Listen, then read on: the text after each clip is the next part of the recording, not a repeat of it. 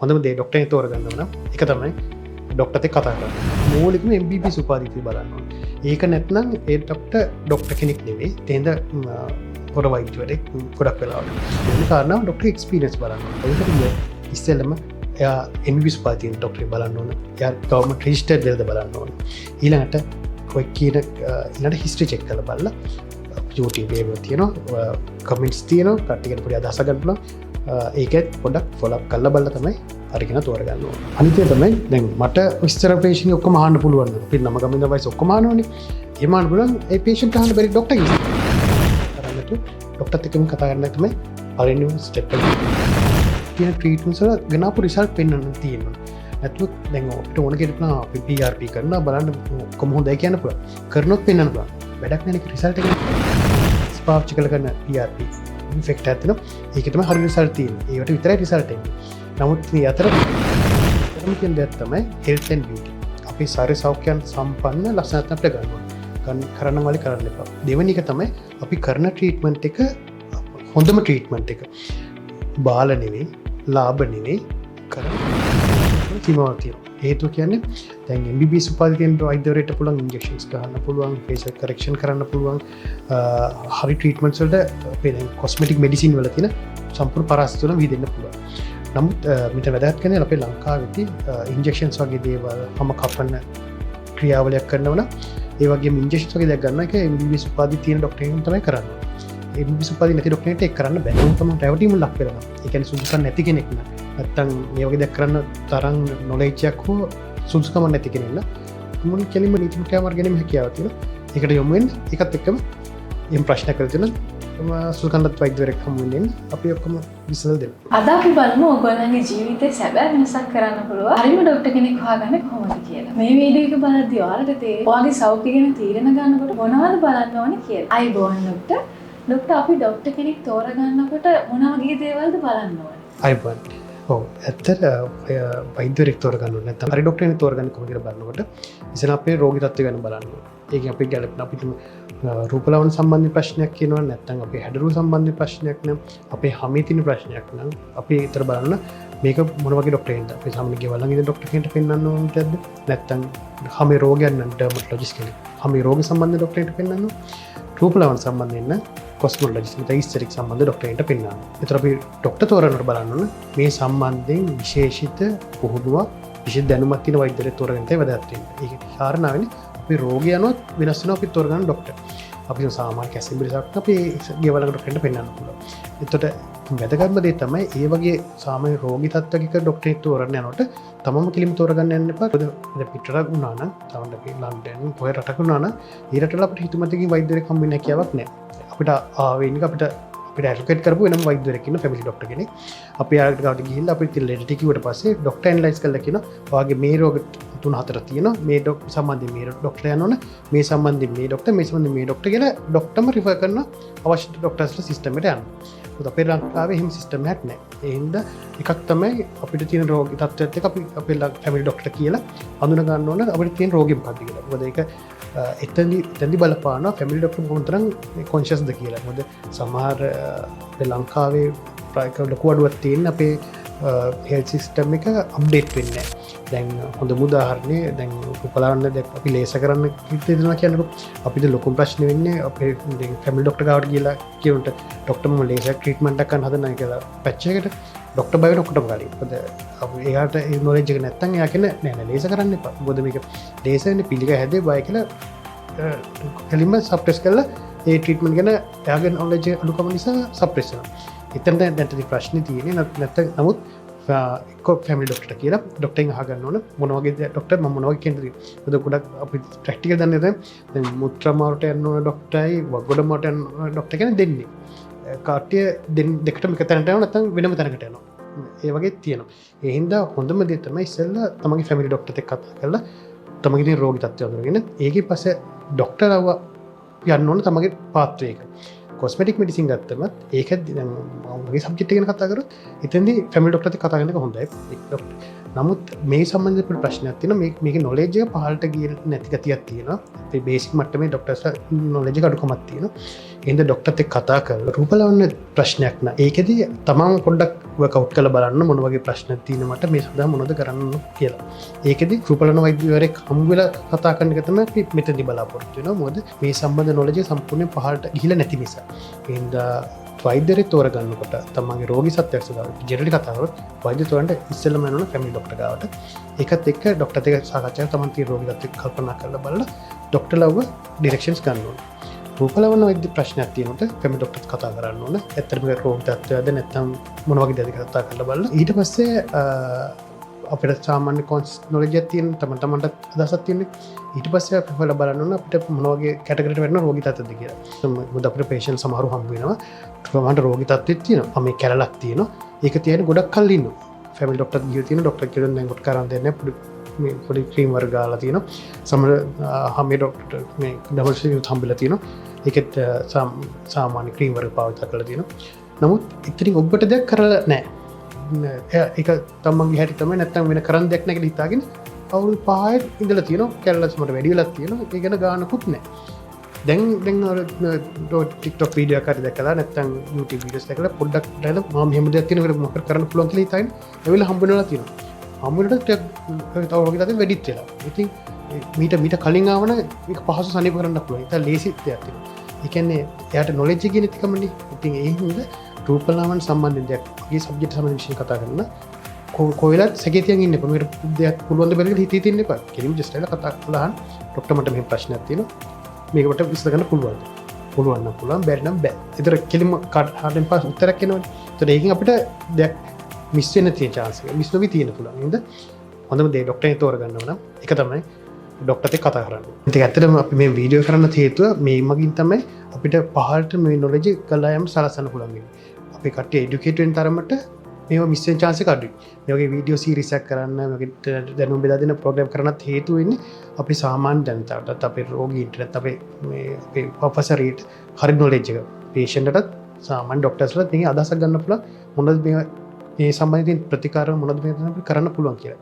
ඒ දැනුම් දෙන්න තමයි මූලිකම මේ වගේ වීඩියෝ එකක් කරන්න හිතුවේ. එතකොට ડોක්ටර් මේ සෝෂල් මීඩියාස් වල අපි දකිනවා දැන් ડોක්ටර්ස්ලා ට්‍රීට්මන්ට් කරනවා මේ ට්‍රීට්මන්ට් කරනවා බට් අපි දන්නේ නැහැ කොහොමද හොයාගන්නේ මේක නා හොඳයිද අපිට විශ්වාස කරන්න පුළුවන්ද සහ එයාලට තියෙනවද එක්ස්පීරියන්ස් එයාලගේ ක්වොලිෆිකේෂන් කොහොමද ඒ දේවල් අපි දන්නේ නැහැ කොහොමද ડોක්ටර් අපි ඒක ගැන හොයාගන්නේ සහ අපි ඒක ගැන තවදුරටත් හොයන්නේ කොහොමද ඔව් ඇත්තටම ඔක තමයි වැදගත්ම ප්‍රශ්නේ වෙන්නේ රයිට් රෝගික විදිහට අපි හිතුවොත් අපි කොහොමද අපි මේ ඇත්තටම හරි ડોක්ටරෙක් තෝරගන්නේ කොහොමද හරි ડોක්ටරෙක් වඩා මේ ඇත්ත ડોක්ටරෙක් තෝරගන්නේ කොහොමද එතන නකාගේ ලොකුම ප්‍රශ්නේ මොන කාරණාව ටිකත් අපි තෝරගන්නට බලන්න වෛද්‍යවරයා MBBS උපාධිය තියෙන කෙනෙක් හේතුව තියෙන්නේ කාරණා දෙකක් තියෙනවා අපි කවුරුත් දන්නවා ආයුර්වේදික් මෙඩිසින් තියෙනවා වෙස්ටර්න් මෙඩිසින් තියෙනවා අපි ගන්න බටහිර වෛද්‍ය විද්‍යාත්මක දෙයක් නම් කියන්නේ අලුත් තාක්ෂණික දෙයක් නම් අපි බලන්න MBBS උපාධිය තියෙන වෛද්‍යවරයෙක් ඉන්නවා ආයුර්වේදික් ડોක්ටර්ස් ඉන්න පුළුවන් නමුත් එයාට බටහිර වෛද්‍ය ට්‍රීට්මන්ට්ස් කරන්න බෑ ඒක වැරදි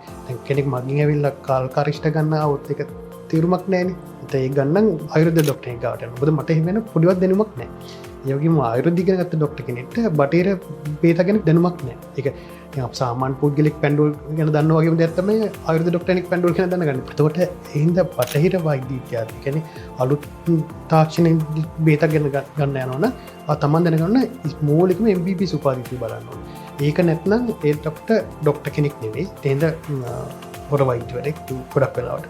පළවෙනි තමයි ડોක්ටර් ගාවට ගිහලා ડોක්ටර්ගෙන් අහනවා. මොකද මේක පිටරට නම් වෙනවා. ડોක්ටර් මට ක්වොලිෆිකේෂන්ස් කොහොමද? අපි පෙන්නලා තියෙනවා අපේ සුසුකම් මොනවද කියලා. ඒක අහන්න ලැජ්ජත් වෙන්න එපා. මොකද දැන් කාලේ තියෙන ප්‍රශ්නත් එක්ක අපි කොච්චර හොර වෛද්‍යවරු අල්ලනවද දැකලා තියෙන්නේ. එහෙනම් ડોක්ටර් ක්වොලිෆිකේෂන් මොකද? ડોක්ටර් විසුපාදී තියෙනවද? ડોක්ටර් මේ සම්බන්ධයෙන් මොනවද කරලා තියෙන්නේ? ඉස්ට්‍රි මෙඩිසින් සම්බන්ධයෙන් මොනවද මේ පෝස්ට් ග්‍රැජුවේට් මොනවද තියෙනවද? ඊට අමතරව ප්‍රොෆෙසර්ස් තියෙනවා මොනවද ඊට වඩා රිසර්ච් කරලා තියෙනවා ඒ වෙන පබ්ලිෂ් කරලා තියෙනවා ඒ වෙන හුවක් කමක් නැහැ. ඒක කෙලින්ම ડોක්ටර් මූන්ට අහන්න. දෙවැනි කාරණාව මේක සර්ච් කරලා බලන්න. මොකද අපි හැමෝටම SLMC රෙජිස්ට්‍රේෂන් ශ්‍රී ලංකා මෙඩිකල් කවුන්සිල් එකේ රෙජිස්ට්‍රේෂන් නම්බර් එකක් තියෙනවා. මේක වෙබ්සයිට් එකට ගියාට පස්සේ වෙබ්සයිට් එකේ සර්ච් කරලා දැනගන්න පුළුවන් මේ නම්බරයට දාලා මේ ડોක්ටර්ගේ නම තියෙනවද කියලා. මොකද ඒක ඉතා වැදගත්. ඉතා වැදගත් කියන්නේ මේක මෙහෙම. අපි දැන් මම දැම වෛද්‍යවරයෙක්ද කතා කරනට අපිට කැසිපි සටන්න ඩොක්ටන ගව තම ගෙවල්ලඟ ඩොක්ට ගවට ගියත් ඒ ඩොක්ට කොල්විෂන් අපි නිතර පැමිලි ඩොක්ටන තියගන්න කියන එක තමන් නිතරම යන ඩොක්ටේනෙක් ඉන්න එත අපි ඩොක්ට නිතර ගිය පලට මදි අපි ඩොක්ටෙන් හොල තියනතර අපි මාස අධ්‍යත්න කැනට අපි නිත නිතර ඩොක්ටෙන් හොල බලන්න පුළුවන් යක කතාගන ජින්ත පි තේරනම ඇත ඩොක්ට න කතන තර බලලබ අපි සර්ච් කල බන්න ඩොක්ටේ නම සයිට ශ්‍රී කමිට කවන්සික සර්ච් කල බන්න බොද අපි කැස්සම සර්බේ ගන්න ගිය ඒ ඩොක්ට පගල හොල බල්ල තියෙන බොද ඩොක් ඒගන හේතුව තියෙන්නේ මේ රෝගි සදහා ඇත්තරම ඩොක්ට කොලි ෆයිඩ්ික බලන්න සමහර දේවල් තියෙනවා දැන් අපිට ඕනම දේකට හොඳ මුදාහරණය ගත්තොත් දැන් සමහර ට්‍රීට්මන්ට් සට අපි බලාගෙන ඉගෙන ගන්න පුළුවන් දේවල් තියෙනවා. නමුත් මේක වැරදුනාම කරන්න ඕන දේ දැන් ඉගෙන ගත්ත ඩොක්ටරෙක් විතරයි. කියන්නේ බලාගෙන ඉඳලා විතර කරන්න බෑ. ඒ හින්දා ඒ සම්බන්ධයෙන් විෂන් නොලජ තියද බලන්න. කැස්සම් සර්බේ ගන්න එකම නේ තමන්ගේ ෆැමිලි තමන්ගේ ගෙවල් ළඟ ඉන්න ડોක්ටර්ස් ටික ඔක්කොම සර්ච් කරලා බලලා මේකට ඇත්ත ડોක්ටර්ස් ලා හොල බලන්න. ඒක පළවෙනි කාරණා. එතනින් එහාට ගියාම විශේෂ ට්‍රීට්මන්ට්ස් වලට යනකොට දැන් අපි ගත්තොත් දැන් අපි පිළිකා රෝගයක් ගන්නකො ඒක සම්බන්ධ මේකට අපි ඒ සම්බන්ධ විශේෂ නොලෙජ් එකක් තියෙන ડોක්ටර් කෙනෙක් තෝරගන්න ඕනේ. අපි ඒක නෝලා බලනකොට ડોක්ටර් ක්වොලිෆිකේෂන් බලන්න ඕනේ. දෙවෙනි කාරණාව ડોක්ටර් එක්ස්පීරියන්ස් බලන්න ඕනේ. කතාවක් කියන්න මම ක්ලිනික් එකේ 2017 රයිට් ක්ලිනික් පටන් අරගෙන තම ආසන්නම් කාලේ මාස 3-4ක් නේ ඒවට මයිගාවටාව කැනඩියන් එම්බසිඩර් නුයි අගේ සෙක්‍රටරි චෙෆ් තුන් දෙනාව ට්‍රීට්මන්ට්ස් වල ඒනකොට මම ක්ලිනික් එක පටන් ගන්න ඉතාමත් කෙටි කාලයක් චරිතයක බලද්දි මම ඉතින් ට්‍රීට්මන්ට්ස් කල්දි වෙලා මම ඔබතුමාලා මාව තෝරගන්න ඕන ජස්ට් මට එතකොට පටන් ගත්ත ගමන්නේ මට බිග් ෂොට් එකක් දෙන්න මටත් ඒක ආසයි තුනයි කොහොමද මම තෝරගත්ත විතර ඉක්මනට කියලා ඒ වෙලාවේ ඒ සෙක්‍රටරි දුන්න උත්තරේ තමයි ඩොක්ටර් අපි සර්ච් කරන ක්වොලිෆිකේෂන් එක මුලින් බැලුවේ කොලිෆිකේෂන් හරිනම් අපිට වර්දින chance එක අඩුයි. එක්ස්පීරියන්ස් තියෙන පුළුවන් කෙනෙක්ට වැරදි එක්ස්පීරියන්ස් එකක් අවුරුදු ගන්නවක. නමුත් නොලෙජ් එක වර්දින විදියක් නැහැ නේ. එහෙනම් හරි නොලෙජ් එක තියෙන කෙනෙක්. ඊළඟට එක්ස්පීරියන්ස්. ෆස්ට් ලයින් එක නොලෙජ් එක. නොලෙජ් එක ටච් කරාට පස්සේ තමයි එක්ස්පීරියන්ස් බලන්න ඕනේ. එහෙනම් නොලෙජ් එක හරිනම් පළවෙනි ප්‍රශ්නේ ඉවරයි. ඒතකොට යා උපාධිය ගත්තා දැන් BBS උපාධිය තියෙනවා. ඊට හයර් এডুকেෂන් තියෙනවා කියලා සර්ච් කරලා බලන්න. ඊළඟට එක්ස්පීරියන්ස් බලන්න. එක්ස්පීරියන්ස් මේ හරි එක්ස්පීරියන්ස් ගත්තා. එහෙනම් මම කොහෙද එක්ස්පීරියන්ස් අරන් තියෙන්නේ? ලංකාව විතරක්ද පිටට ගිහින් ප්‍රැක්ටිස් කරලා පිටට ක්ලිනික් වල වැඩ කරලා තියෙනවද? ඒව ගැන වෙනම නොලෙජ් බලන්න. ඊට අනුව සබ් ස්පෙෂලිටිස් මොකද දැන් සමහර තියෙනවා මාස්ටර්ස් ප්‍රෝග්‍රෑම් තියෙන සමහර ඒවා දැන් ෆේස් ලිෆ්ටිං ගත්තොත් ඒක වෙනම මාස්ටර්ස් එහෙම කර. ඒවා වෙනම කරලා තියෙද බලන්න. මොකද ඕන කෙනෙක්ට පුළුවන් කෙනෙක්ට අපි කරනවා. ඒක කියන්න පුළුවන්. නමුත් අපි හරියට හොයලා බලන්න ඕන මේක ඇත්තට මේ ડોක්ටර් සුසුවන් තියෙන කෙනෙක්ද? ඇත්තට මේ කියන්නේ කරන්න පුළුවන් කෙනෙක්ද කියලා. ඔය කාරණා බලලා තමයි අපි හරි වෛද්‍යවරයෙක් තෝරගන්නේ. අවු ප්‍රශ්න හරි පොයින්ට් එකට ගියොත් ඉස්සෙල්ලම එයා MBBS පාතිය ડોක්ටර් බලන්න ඕන. එයා ගවර්න්මන්ට් රෙජිස්ටර්ඩ් දෙද බලන්න ඕන. ඊළඟට කොයි කියන ඊළඟට හිස්ටරි චෙක් කරලා බලලා YouTube එකේ තියෙනවා කමෙන්ට්ස් තියෙනවා කට්ටියට පොඩි අදහසක් ගන්න පුළුවන්. ඒකත් පොඩ්ඩක් ෆලෝ අප් කරලා බලලා තමයි හරිගෙන තෝරගන්න ඕනේ. අනිත් එක තමයි දැන් මට විස්තර පේෂන්ට් ඔක්කොම අහන්න පුළුවන්. අපි නම ගමින්ද වයස ඔක්කොම අහනෝනේ. එහෙම අහන්න පුළුවන් ඒ පේෂන්ට් අහන්න බැරි ડોක්ටර්ගේ විස්තර. ඔව්ගේ වයසක නෙමෙයි. නමුත් අහන්න පුළුවන් නේ ડોක්ටර්ගේ විස්තර. ඒ වෙන අහලා බලලා නොලෙජ් ගන්න පුළුවන් මේ පේෂන්ට්. ડોක්ටර් ගාවට හමු වෙන්න ඕනේ. ડોක්ටර්ට කතා කරන්න ඕනේ. මගේ ක්ලිනික් එකේ මම කොහෙලත් ඕපන් කට්ටිය ඇවිල්ලා කතා කරලා ડોක්ටර් තමන්ගේ රෝගී තත්ත්වය අහන්නත් ඕනේ. ඒ ගාම තමන්ගේ හිමීටම ડોක්ටර්ගේ කොල්ගෙන් අහලා ගියාම වැඩි හොඳ. ඒතර පේෂන්ටත් අදහසක් එනවා මටත් හරි ලේසියෙන් කන්වර්ට් කරන්න පුළුවන්. ඔයා මේක තමයි කරන්නේ. මගේ තත්ත්වෙත් කියන්න පුළුවන්. එයාට ඔයාට ලැබෙන දෙයක් මේක කියලා අපිට ඇඟීමේ හැකියාව තියෙනවා. ඔයලත් පේෂන්ට් ડોක්ටර් ගාවට ගිහිල්ලා ડોක්ටර්ත් එක්කම කතා කරනවා. ඒක මම ඕවර් ද ෆෝන් දෙයක් කරන්නේ නැතුව ડોක්ටර්ත් එක්කම කතා කරන්න තමයි පළවෙනි ස්ටෙප් එක හොඳට. ડોක්ටර් අපි සෝෂල් මීඩියාස් වල දකිනවා මේ දැන් ෆොටෝස් තියෙනවා වීඩියෝස් තියෙනවා මට අපිට ට්‍රස්ට් කරන්න බැහැනේ. දැන් එහෙම කරලා තියෙනවා සහ අපි දැන් මේක අපේ ගොඩක් ස්කින් එකනේ ටාගට් වෙන්නේ. මොකක් හරි ඩැමේජ් එකක් වුණත් සමහරට අපිට ඒක ජීවිතේම බලපාන්න පුළුවන්. ડોක්ටර් මොකද්ද හිතන්නේ අපිට ට්‍රස්ට් කරන්නේ කොහොමද? ඔව් ඇත්තටම රූපලාවන්‍ය විද්‍යාවටම ඔක තමයි වැදගත්ම කොටස. එකක් තමයි අපි යන්නේ කාටද කියලා දැනගෙන යන්න ඕනේ. ඒක එකක් තමයි මොකද ක්වොලිෆිකේෂන් බලන්න ඕනේ කියලා. ඒ අනිත් එක බලන්න එයාලා කියන කරන දේ කොහොමද කියන එක. ඔය කියන දැන් ඕන කෙනෙක්ට පුළුවන් අපි මෙහෙම කරනවා ඒ අපිට එක එක ට්‍රීට්මන්ට්ස් වර්ග තියෙනවා ට්‍රීට්මන්ට්ස් කරන හැටි පෙන්වන්න පුළුවන්. නමුත් බලන්න ඕන රිසල්ට් කොහොමද කියලා. ඇත්තටම මේක උදේ රිසල්ට් පේන්න තියෙනවද? අපි එක නිතර ප්‍රීපෝස්ට් ෆොටෝස් බලන්න කියන්නේ අනිත් එක AI යූස් කළද AI යූස් කළා නම් ඒ ගැන ෆොටෝස් වල තියෙන ඒ ගැන ප්‍රශ්නයක් තියෙනවා මොකද ඒවා නැචරල් ෆොටෝස් වෙන්න ඕන ඒක අනිත් එක තමයි ඩොක්ටර් කියන ට්‍රීට්මන්ට්ස් වල ගනාපු රිසල්ට් පෙන්වන්න තියෙනවා නැතුව දැන් අපිට ඕන කෙනෙක් අපි PRP කරනවා බලන්න කොහොම හොඳයි කියන්න පුළුවන් කරනොත් පෙන්වන්න පුළුවන් වැඩක් නැහැ නේ රිසල්ට් එක නැත්තම් එහෙම වචන කියන හිතුව PRP ට්‍රීට්මන්ට් එක කරන ලෙවල්ස් දෙක තුනක් තියෙනවා එකන් ජස්ට් බ්ලඩ් එක කරකවලා කරන ට්‍රීට්මන්ට් තියෙනවා ඒක ප්‍රාථමිකයි රිසල්ට් ගොඩක්ම නැහැ නමුත් මේකද ඇමරිකන් කිඩ්ස් පාවිච්චි කරන PRP ඉෆෙක්ට් එකක් තියෙනවා ඒක තමයි හරි රිසල්ට් තියෙන්නේ ඒකට විතරයි රිසල්ට් එන්නේ නමුත් මේ අතර ප්‍රයිස් එක ලොකු වෙනසක් තියෙනවා කාලජ රුපියල් 3500 කරන PRP තියෙනවා නමුත් සාමාන්‍ය අර කිට් එකක් විතරක් 18000ක් වෙනවා ඒතර සාමාන්‍යයෙන් 30000ක් විතර වෙනවා හරියට PRP එකක් කරනවා අන්නේ වගේ ඉතින් දැන් කෙනෙක්ට කියපුවා PRP කරනවා කියලා සරලවත් කරන්න කියලා අහලා තියෙන්නේ නමුත් ඒක නෑ එහෙම වෙන්න බෑ හරියට කරනම් හරි මිලක් හරි කොස්ට් එකක් තියෙනවා ඒ විදිහට කෙරලා තියෙන හින්දා ඉස්සෙල්ලාම අහන්න කරාට වැඩක් නෑ රිසල්ට් කරලා කරන රිසල්ට් කොහෙද ඒක බලන්න තියෙනවා ඒකද හොඳට කොන්ෂස් වෙනවා මොකද අපේ මිනිස්සු ලැබටිව් ලක්වන ගොඩක් වැඩි දෙවෙනි එක ඩොක්ටර් කතා කරනකොට ඩොක්ටර් එක්ස්ප්ලেইন කරන්න ඕන දැන් අපි තු කෙනෙක් ඇවිල්ලා අහනවා ඩොක්ටර් මගේ ෆේස් ලිෆ්ට් කරගන්න ඕන ඒතර මම කියන ඔයාට මෙහෙමයි BB ඉන්ජෙක්ෂන් එකක් ගහන්න ඕන ට්‍රෙඩ්ස් දාන්න ඕන මේ කම්බිනේෂන් එක තමයි රිසල්ට් එහෙම කියනකොට තේරෙනවා ඩොක්ටර් මේ කියන දේ ඇත්තද මෙයාට මේක නොලෙජ් තියෙනවා කියලා පොඩි අදහසක් අපිට කවුද දැන් මේ ඉන්න ජෙනරේෂන් එක කියන දේ ඩොක්ටර් අහගෙන පුළුවන් කට්ටියන් ඉන්නේ ඉතින් කතා කරන ඩොක්ටර් ප්ලෑන් එකක් කියන්න ඕන ඒ ප්ලෑන් එක කියනකොට ඒ දේ වෙන විදිහට තේරුම් ගන්න ඊළඟට ක්‍රොස් චෙක් කරන්න සරලව ක්‍රමේ එකතනින් කරන්න එපා තව දෙන්නෙක් විතර අහලා බලන්න වැදගත්ම කාරණා මේක තමයි අපි තව කෙනෙක් තව ඩොක්ටර් කෙනෙක් කතා කරොත් ඒ දෙන්නම දෙන උත්තර දෙකක් තියෙනනේ එකම උත්තරේ වුණත් හරි එකම උත්තරේ වුණත් දෙකක් වුණත් අපිට කිලිම අහලා ඩොක්ටර් ඇයි මෙහෙම වෙන්නේ ඇයි මෙහෙම වෙන්නේ කියලා මේක කරොත් මේක හොඳ නැති කියලා අදහසක් මොකද අපි මූටනේ කරන්නේ බැගටනේ කරන්නේ දේ හොඳම දේ මම නිතරම කියන දෙයක් තමයි health and beauty අපි ශරීර සෞඛ්‍යයන් සම්පන්න ලක්ෂණات අපිට ගන්න කරන්න වල කරන්න එපා දෙවෙනි එක තමයි අපි කරන ට්‍රීට්මන්ට් එක හොඳම ට්‍රීට්මන්ට් එක බාල නෙවෙයි ලාභ නෙවෙයි කරන හොඳ කොස්ට් ඉෆෙක්ටිව්නස් බලන්න ඕන කොස්ට් ඉෆෙක්ටිව් මුදලක් තමයි ගවන්න ඕන නමුත් ඒකට හොඳම දේ ගන්න ඕන ඒක තමයි අපිට පුළුවන් තරමට හොඳ දේවල් කරලා බැරි ටික නොකර ඉන්න එක හොඳයි ඔක්කොම බාලට කරනට වඩා ඒක තමයි දෙවෙනි කාරණාව. ඒ හින්දා අපි කතා කරන ડોක්ටර්ත් එක්ක කතා කරලා ක්ලිනික් එකට ගිහිල්ලා මේ බලන්න ඕන මොනවද දේවල් කරන්න පුළුවන් කියලා ડોක්ටර්ත් එක්ක කතා කරලා බලන්න. ඊළඟ කාරණාව මේක තමයි අනිත් ප්‍රශ්නේ. ඔක දැන් අපි කවුරුත් දන්නවා මේ ලංකාවේ දැන් මාකටිං කියලා දෙයක් තියෙනවානේ. ඉතින් කවුරු කෙනෙක් ගියාට දැන් මගේ ක්ලිනිකේදී සාමාන්‍ය අපි PIPස්ලා ගත්තොත් අපි දන්නවා අපි ඒවා පබ්ලිෂ් කරන්නේ රයිට් ගොඩකට හිඩන් තමයි තියෙන්නේ. ඒ හින්දා ට්‍රීට්මන්ට්ස් කරන දැන් වීඩියෝස් එක්කම වීඩියෝස් වල තේරුම් ගන්න ඕනේ මේක මොකක්ද කරන්න කියලා. නොලෙජ් එක ලැබෙන වීඩියෝ එකක්ද නැත්නම් අපිට මේ හේතු ගන්න හදන වීඩියෝ එකක්ද කියලා. නොලෙජ් එක ගන්න වීඩියෝස් බලන්න ඒක ට්‍රස්ට් කරන්න. ඊළඟට ට්‍රීට්මන්ට්ස් කරන ඒවා ගැන අවබෝධයක් ගන්න. කරන ට්‍රීට්මන්ට් එක ගැන අවබෝධයක් ගන්න. මේ මැෂින් එක ගැන විස්තර කරන ඒ ගැන හොඳ තීරුමක් ගන්න.